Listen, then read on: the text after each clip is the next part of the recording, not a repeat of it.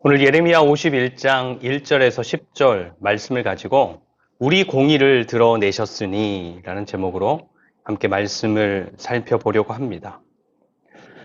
사람은 5가지 감각, 시각, 청각, 촉각, 미각, 후각, 이것을 통해서 사물을 파악하고 세상을 파악합니다. 사실 파악하는 것은 뇌가 하는 것이고 그 5가지 감각 기관을 통해서 사물에 대한 혹은 세상에 대한 정보를 얻는 것이죠. 그래서 감각 기관을 통해서 얻은 정보들로 이것은 좋은 것이다. 이것은 귀한 것이다. 반대로 이것은 싫은 것이다. 이것은 평범한 것이다. 또 이것은 가져야 하는 것이다. 이것은 버려야 하는 것이다. 등등을 판단하고 결정하고 그렇게 결정된 것들이 우리 삶의 일부분, 지식이 되거나 우리의 소유가 되거나 아니면 쓰레기가 되거나 하는 것입니다. 근데 우리에게 주어진 그 감각 기관들은 이 세상에 존재하는 많은 정보들을 얻게 하지만 한계도 명확합니다. 우리가 눈으로 볼 수 있는 것이 있는가 하면 눈으로 볼 수 없는 것도 정말로 많습니다. 또 귀로 들을 수 있는 소리가 있는가 하면 정말로 큰 소리임에도 불구하고 인간의 청각 기관으로는 들을 수 없는 소리도 있습니다.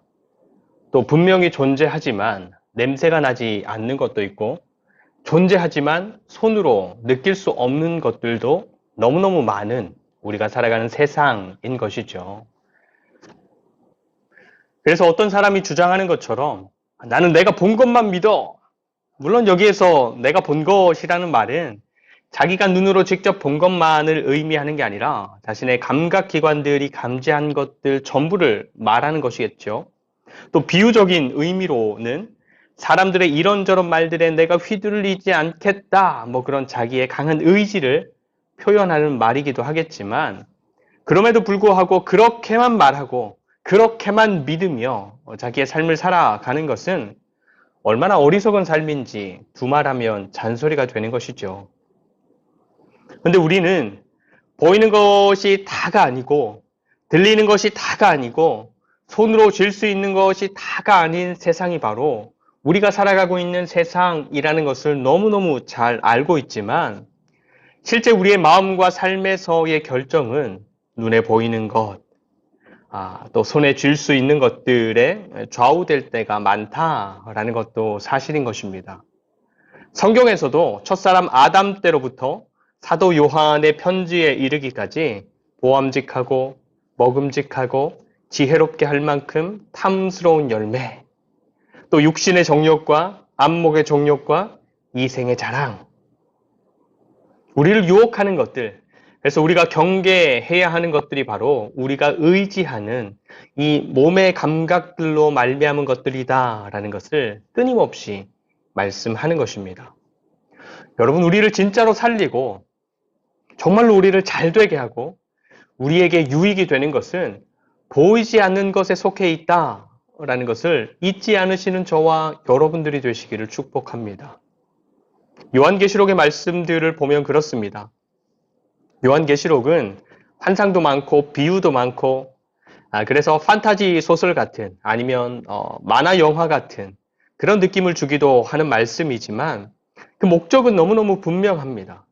로마 시대 박해당하는 그리스도인들을 향한 위로의 메시지, 또 용기의 메시지, 그리고 끝까지 그 신앙을 지킬 수 있도록 힘을 주는 메시지인 것입니다. 보이는 이 세상에서는 온갖 재앙이 계속되고 또 심해지고 반복되지만 그래서 사람의 힘으로는 막을 수 없고 그냥 고스란히 당할 수밖에 없고 겪어갈 수밖에 없는 재앙들이지만 분명한 컨트롤 타워가 있었어요. 하늘 보좌에 앉으신 하나님, 세상을 이기신 예수 그리스도, 사람에게서는 통제할 수 없는 재앙이지만 하나님 편에서는 당신 손에 있는 심판이었던 것입니다. 그리고 눈에 보이는 세상에서는 심해지고 반복되고 계속되는 재앙이지만 결국에는 하나님의 말씀으로 끝이 나고 정리되고 완전하게 새롭게 되지요. 보이고 감각되는 세상이 보이지 않는 하나님으로 말미암아 통치되고 또 심판되고 결론이 난다. 그래서 하나님께 속한 사람들은 걱정할 필요가 없다. 믿음으로 소망하면 된다라는 것을 당시 로마의 핍박 속에 있었던 자녀들에게 말씀하셨고 더불어 오늘날을 살아가는 믿음의 자녀들에게도 말씀하고 계시는 것입니다. 다시 한번 말씀드립니다. 우리가 감각할 수 있는 많은 것들, 그중에 중요한 것들도 많고 필요한 것들도 많습니다. 그런데 여러분, 우리를 진짜로 살리고 정말로 우리를 잘 되게 하고 우리에게 유익한 것은 보이지 않는 것에 속해 있다라는 것을 기억하는 저와 여러분들의 삶이 되시기를 축복합니다. 오늘 말씀은 50장부터 시작된 당시 초강대국이었던 바벨론에 대한 심판 말씀의 일부입니다. 굉장히 긴 심판의 말씀입니다. 50장이 46절, 51장이 64절, 길지요. 지난주에도 말씀드렸지만 앞에 46장부터 이방 나라들에 대한 심판의 말씀이 계속 이어져 왔는데 그 심판의 절정, 심판의 마지막, 그러니까 애굽, 블레셋, 모압, 암몬, 에돔, 다메섹, 바벨론, 마지막이 바로 바벨론인 것입니다. 우리 순서대로 한번 말씀을 보겠습니다. 1절과 2절 말씀. 여호와께서 이와 같이 말씀하시되 보라, 내가 멸망시키는 자의 심령을 부추겨 바벨론을 치고 또 나를 대적하는 자 중에 있는 자를 치되 내가 타국인을 바벨론에 보내어 키질하여 그의 땅을 비게 하리니 재난의 날에 그를 애워싸고 치리로다. 아멘. 실제 역사를 보면 바벨론은 메데 바사 페르시아죠. 메데 바사 연합군에 의해서 멸망합니다. 두 나라 간의 전쟁이 있었고 그 전쟁의 승리자가 메데 바사 연합군이고 패배자가 바벨론이었던 것입니다. 그런데 오늘 말씀은 눈에 보이는 역사가 단순히 쟤네가 강하고 너네가 약해서 혹은 쟤네는 잘 준비했고 너네는 방심해서 이런 이유로 승패가 갈린 게 아니다라는 것을 말씀해 줍니다. 물론 그 전쟁에 대해서 사람들이 분석하고 승패의 이유로 많은 설명들을 할 수 있을 테지만 오늘 말씀은 그런 모든 이유들까지도 누구의 섭리 안에서 이루어졌다라고 말씀하는 것입니까? 보이지 않는 여호와 하나님.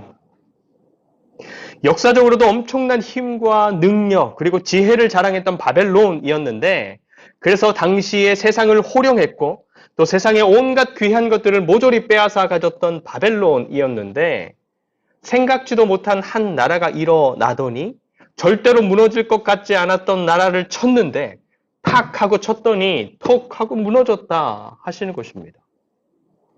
3절과 4절을 보면 그 엄청났던 나라가 어떤 모양으로 무너졌는지를 짐작할 수 있는데 3절, 4절 보겠습니다. 활을 당기는 자를 향하며 갑옷을 입고 일어선 자를 향하여 쏘는 자는 그의 활을 당길 것이라. 그의 장정들을 불쌍히 여기지 말며 그의 군대를 전멸시켜라. 무리가 갈대아 사람의 땅에서 죽임을 당하여 엎드러질 것이요 관통상을 당한 자가 거리에 있으리라. 화살에 관통당해서 무너진 것과 같은 죽음. 어떤 죽음입니까? 두 나라가 막 치열하게 붙어서 맞고 때리고 그러다가 전세가 기울더니 끝내는 졌다. 이게 아니라 언제 어디에서 날아왔는지도 모르는 화살에 관통당해서 죽었다. 단번에. 어떻게 생각하면 허무하게 끝나는 전쟁일이라 하시는 것입니다. 세상의 전부를 가진 것 같았던 바벨론이고 그 힘과 권세가 영원할 것 같았던 바벨론이었지만 하나님 앞에서는 하나님의 말씀 앞에서는 정말로 아무것도 아니었던 것입니다. 우리 인간의 눈으로 보고 듣고 경험하고 판단하기에만 어마어마했던 나라였던 것이죠. 여러분 창세기 11장에는 우리가 잘 아는 바벨탑 이야기가 기록되어 있습니다. 온 땅의 언어가 하나이고 말이 하나일 때 사람들이 옮겨가고 땅 위에 번성해 가다가 다들 하나같이 이런 생각을 했던 것입니다. 우리가 벽돌을 견고하게 구워 만들고 그것들을 쌓아서 성읍과 탑을 만들자. 그래서 우리 스스로 더 든든해지고 더 강해져서 온 땅에 우리의 이름을 한번 드러내보자. 우리가 창세기 11장 말씀을 단순히 바벨탑 이야기라고 부르지만 사실은 사람들이 모여서 스스로의 힘과 지혜와 가진 것들로 정말로 멋진 도시, 강대한 나라, 누구도 어찌할 수 없는 그런 자신들만의 세상을 만들어가는 이야기를 하고 있는 것입니다. 그래서 실제로 많은 사람들이 모이고 더 모이고, 그래서 모인 사람들이 머리를 맞대어 의논하고 지혜를 모으고 힘을 모아서 자기들만의 강대한 세상을 만들어 가잖아요. 근데 그렇게 하나님이 주신 것들로 자신들만의 세상을 만들고 높아지고 이름을 내는 그들을 더 이상 두고 볼 수 없었던 하나님께서 어떻게 하셨습니까? 사람들의 언어를 혼잡하게 하시고 단번에 그 사람들을 흩어버리시고 인간들이 도모하던 모든 계획과 일들을 수포로 돌아가게 하신 것입니다. 사람들이 보기에 아무리 위대하고 아무리 대단하고 아무리 견고하다라고 하더라도 하나님 앞에서는 뭐예요? Nothing. 없음. 아무것도 아니다. 앞으로 돌아가서 2절 말씀을 다시 한번 보겠습니다. 2절. 내가 타국인을 바벨론에 보내어 키질하여 그의 땅을 비게 하리니 재난의 날에 그를 애워싸고 치리로다. 아멘. 하나님께서 그 강대한 바벨론을 심판하시기 위해서 타국인 한 나라를 사용하시는데 그 나라를 보내서 바벨론을 애워싸고 치는 것을 무엇에 비유하십니까? 키질. 여러분 키질이 뭐예요? 키 알죠? 옛날에 아이들 오줌 싸면 그거 머리에 씌우고 옆집 가서 소금 얻어오라고 했던 거. 원래 용도는 뭐죠? 곡식을 키에 넣고 이렇게 아래 위로 까불러서 곡식의 쭉정이나 불순물이나 먼지들을 걸러내는 데 사용하는 도구입니다. 그럼 하나님께서 한 나라를 보내서 바벨론을 심판하신다. 그들을 키질해서 걸러내신다. 라고 하는 것. 하나님은 바벨론을 무엇이라고 여기시는 거예요? 쭉정이, 불순물, 먼지. 사람들이 가진 오감으로 그 나라를 판단하기에는 강대한 나라이고 위대한 나라이고 부유한 나라이고 그래서 부러운 나라이고 흔들리지 않는 나라였지만 하나님 보시기에 바벨론은 어떤 나라인 것입니까? 쭉정이, 불순물, 먼지 같은 나라. 그래서 하나님이 후 하고 불면 날아가 버릴 수밖에 없는 나라. 모든 것을 가졌지만 하나님 보시기에는 아무것도 없는 나라였고 모든 것을 할 수 있었지만 하나님 보시기에는 아무것도 할 수 없는 나라였고 중심이 되었고 영향을 미쳤지만 하나님 보시기에는 쭉정이 같은 나라, 아무것도 아닌 나라였다라는 것입니다. 여러분 하나님 보시기에는 그렇대요. 그렇다면 세상에 있는 다른 것들도 마찬가지 아니겠습니까? 많은 사람들이 가지려고 하는 세상에 좋고 아름답고 귀한 것들, 많은 사람들이 의지하는 힘 있어 보이고 든든해 보이는 것들, 세상에 많은 사람들이 추구하는 길, 사용하는 방법, 지혜, 경험, 사람들의 감각과 판단으로는 누구라도 엄지손가락을 치켜 세울 만한 나라, 사람, 지혜, 능력이라도 하나님의 키질 앞에서는 날아가 버리고 마는 것들, 버려질 수밖에 없는 것들, 쓸모없는 것들로 구분되는 것들이 얼마나 많겠습니까? 초강대국 바벨론도 하나님의 키질 앞에서 쭉정이로 구분되는데, 그렇죠? 여러분 우리가 삶에서 붙들고 있는 바벨론, 알맹이로 여기면서 지금까지 아등바등 붙들고 있는 것인데 정작 하나님 앞에서는 쭉정이로 구분될 것들, 그래서 후 불면 날아가는 것들 없을까요? 반대로 내가 살아가는 삶에서는 그동안 쭉정이처럼 여겼던 것들인데 하나님 앞에서는 알곡으로 구분될 것들. 베드로후서 3장 10절 이하에서 말씀하는 것처럼 세상의 마지막 날에 세상의 모든 것들이 뜨거운 불에 풀어지고 그래서 세상의 모든 일들이 감추인 것 없이 그 실체가 낱낱이 까발려지게 될 때 하나님의 불 앞에서 없어지고 다른 것은 전부 없어지더라도 끝까지 남아있을 그것, 끝까지 남아있어서 하나님 여기 있습니다. 하나님 여기 있습니다. 내어드릴 수 있는 그것이 지금 우리에게도 있습니까? 하나님의 키질 앞에서 바벨론이라는 위대한 나라는 쭉정이로 구분되어서 버려집니다. 그런데 그 쭉정이 같은 바벨론에게 정복당한 이스라엘은 어떻습니까? 그 역시도 쭉정이라 버려집니까? 5절. 이스라엘과 유다가 이스라엘의 거룩하신 이를 거역함으로 죄과가 땅에 가득하나 그의 하나님 만군의 여호와에게 버림받은 호라비는 아니니라. 아멘.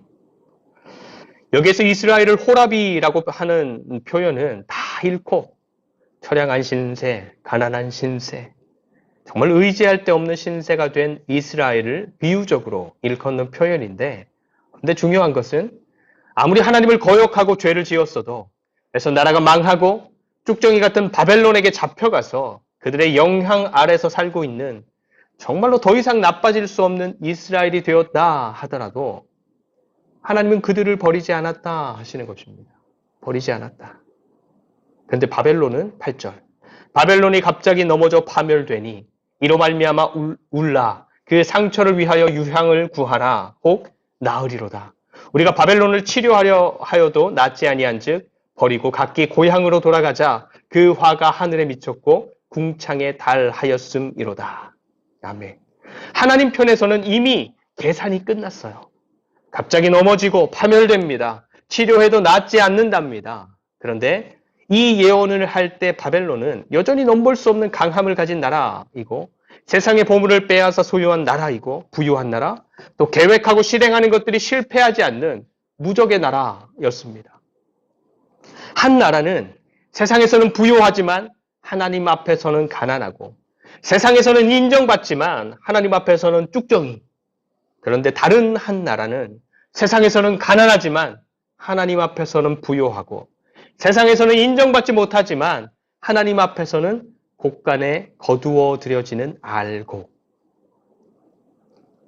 여러분, 우리는 우리의 삶을 분명하게 해야 합니다. 어정쩡하게 여기도 한 발 저기도 한 발. 이럴 수 없는 사람들이 바로 우리 예수 믿는 사람들인 것입니다. 6절과 7절 말씀을 보십시오. 바벨론 가운데서 도망하여 나와서 각기 생명을 구원하고 그의 죄악으로 말미암아 끊어짐을 보지 말지어다. 이는 여호와의 보복의 때니 그에게 보복하시리라. 바벨론은 여호와의 손에 잡혀 있어 온 세계가 취하게 하는 금잔이라. 뭇 민족이 그 포도주를 마심으로 미쳤도다. 하나님의 요청이 뭐예요? 나와라. 그 바벨론에서 나와라.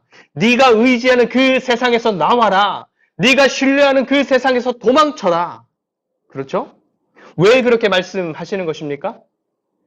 하나님께서 강력한 바벨론을 들어서 문 나라들을 심판하실 때 그 상황을 보면서 그 역사적인 일들을 보면서 사람들은 그렇게 여기는 것입니다. 역시 바벨론. 우리가 의지할 때는 바벨론이구나. 우리가 붙잡아야 할 것들은 바벨론 나라 같은 것들이구나. 그런데 하나님은 그게 아니라는 것이죠.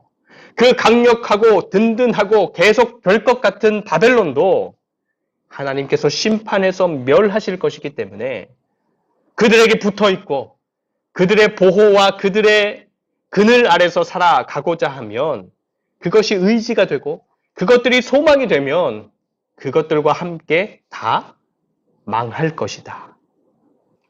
하나님의 퀴즈를 한 번에 날아갈 세상의 것들, 하나님께서 시험하시는 불에 불타 없어져 버릴 것들에 우리의 삶을 기대고 있고 그것들에 묶여 있다라고 한다면 당연히 함께 날아가고 함께 불타버리지 않겠습니까?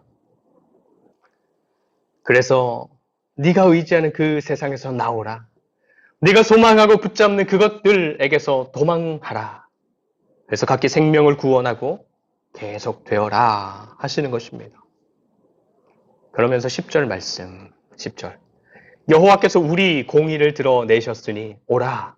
시온에서 우리 하나님 여호와의 일을 선포하자. 아멘. 여러분, 우리에게는 하나님의 기준에 합당해서 통과, 합격할 만한 의로움이 없습니다. 여기에서 하나님께서 우리의 공의를 드러내셨다라고 하는 것은 무엇이겠습니까? 하나님께서 우리에게 주신 의로움. 우리를 세상에서 떼어서 하나님께로 묶어버린 의로움. 우리를 쭉정이가 아니라 알곡되게 한 의로움. 그래서 날아가고 버려지는 우리가 아니라 곡간으로 모아지게 할 의로움을 하나님이 드러내셨다. 세상에서는 연약하게 살았고 없이 살았고 버티며 살아왔지만 문 나라들을 심판하시고 마지막 최종 보스죠. 바벨론까지 심판하시는 그 모든 세상의 역사, 그 역사의 과정을 통해서 하나님은 우리에게 하나님을 만족시킬 만한 의로움을 주셨고, 그래서 바로 우리가 하나님께 속한 자가 맞았고 영원한 나라를 상속받을 자들이다라는 것을 우리로 알게 하고 또 세상에 증명해 주셨다라는 것입니다. 우리 로마서 8장의 마지막 부분을 함께 읽으면서 오늘 말씀을 함께 생각하며 마무리하면 좋겠습니다. 로마서 8장 28절에서 39절 말씀, 좀 긴 말씀이지만 오늘 말씀을 생각하면서 이 로마서 8장 말씀을 함께 읽고 말씀을 마무리합시다. 28절부터 39절 마지막 절까지 시작. 우리가 알거니와 하나님을 사랑하는 자, 곧 그의 뜻대로 부르심을 입은 자들에게는 모든 것이 합력하여 선을 이루느니라. 하나님이 미리 아신 자들을 또한 그 아들의 형상을 본받게 하기 위하여 미리 정하셨으니 이는 그로 많은 형제 중에서 맏 아들이 되게 하려 하심이니라.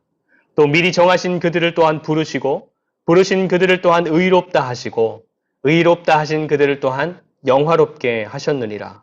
그런즉 이 일에 대하여 우리가 무슨 말하리요? 만일 하나님이 우리를 위하시면 누가 우리를 대적하리요? 자기 아들을 아끼지 아니하시고 우리 모든 사람을 위하여 내주시니가 어찌 그 아들과 함께 모든 것을 우리에게 주시지 아니하겠느냐? 누가 능히 하나님께서 택하신 자들을 고발하리요? 의롭다 하신 이는 하나님이시니 누가 정죄하리요? 죽으실 뿐 아니라 다시 살아나신 이는 그리스도 예수시니 그는 하나님 우편에 계신 자요 우리를 위하여 간구하시는 자시니라. 누가 우리를 그리스도의 사랑에서 끊으리요? 환난이나 곤고나 박해나 기근이나 적신이나 위험이나 칼이랴. 기록된 바 우리가 종일 주를 위하여 죽임을 당하게 되며 도살당할 양같이 여김을 받았나이다 함과 같으니라. 그러나 이 모든 일에 우리를 사랑하시는 이로 말미암아 우리가 넉넉히 이기느니라. 내가 확신하노니 사망이나 생명이나 천사들이나 권세자들이나 현재일이나 장래일이나 능력이나 높음이나 깊음이나 다른 어떤 피조물이라도 우리를 우리 주 그리스도 예수 안에 있는 하나님의 사랑에서 끊을 수 없으리라. 아멘. 기도하겠습니다. 하나님, 우리를 향한 하나님의 끊을 수 없는 하나님의 사랑이 우리의 소망이 되고 세상의 그 어떤 것도 막을 수 없는 하나님의 사랑이 우리의 의지가 되기를 원합니다. 결국에 무너질 것들, 결국에 없어질 것들, 결국에 아무것도 아닌 것으로 밝혀질 세상의 어떠한 것들에 우리의 감각들을 빼앗기고 우리의 마음을 빼앗기지 않도록 도와주시고 우리의 눈을 열어 보이지 않는 하나님 나라를 보게 하시고 그래서 오직 영원하신 하나님께 우리의 마음을 드리고 우리의 뜻을 드리고 우리의 의지와 우리의 삶을 드리는 지혜로운 백성들이 되게 하여 주시옵소서. 감사드리며 우리의 모든 것 되시는 예수 그리스도의 이름으로 간절히 축복하며 기도드립니다. 아멘.